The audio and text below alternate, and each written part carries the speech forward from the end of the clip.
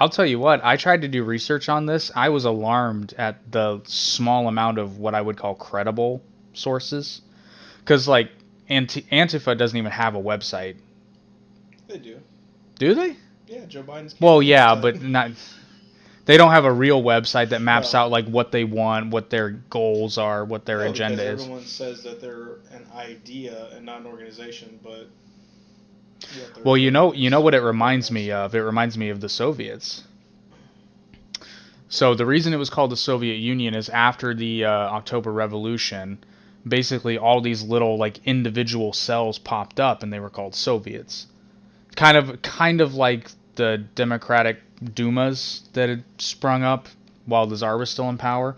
But that's why it was called the Soviet Union, because all the Soviets, like you had the Minsk Soviet, it wasn't it was St. Petersburg Soviet, Petrograd I think it was actually called at the time. You know, each city had its own Soviet, or sometimes they had multiple Soviets that would fight each other. It was a mess. I mean, it was an absolute mess. But that's what it reminds me of, honestly. Different sex. Yeah, with the exception that Lenin eventually came through and was like, I am the leader. Yeah, Stalingrad. He just walked up there and just put his dick down and was like, suck it. Well, in Leningrad, because they renamed St. Petersburg, Petrograd, they renamed Petrograd Leningrad. Which was very much so an ego move, but... Oh, yeah, absolutely. Well, so was renaming the town Stalingrad. I forget what the original name was. I cannot remember for the life of me, but yeah. Got me. I know it, I'm just not remembering it. I have opinions, not knowledge. Well, I have opinions too, but that's honestly what Antifa reminds me of in terms of how they're structured. It's only a coincidence that they're communists too. Yeah, fascist, but yeah, they're fighting against fascism.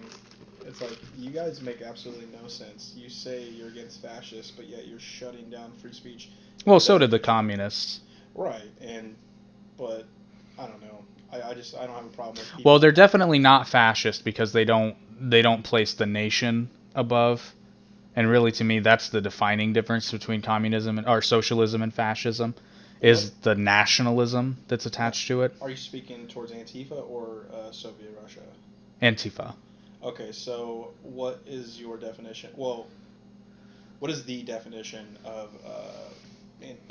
oh my gosh, what we're talking about? Fascism?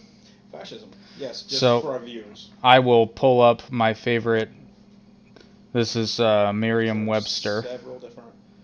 Well, this is the accepted, or the academically accepted, I should say.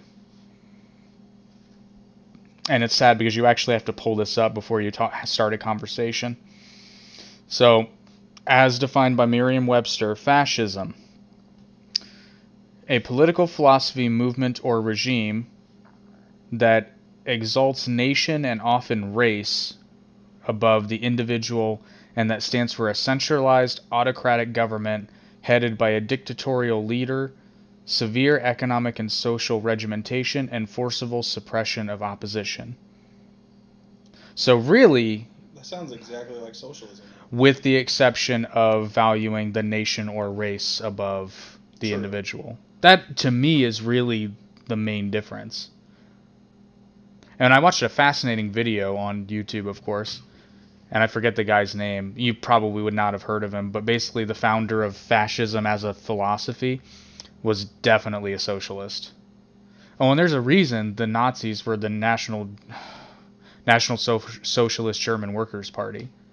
So what you're saying is the fascism in itself was a party? Like a socialist party? Well, in Italy it was. The Fascista. Yeah, the Fascistas.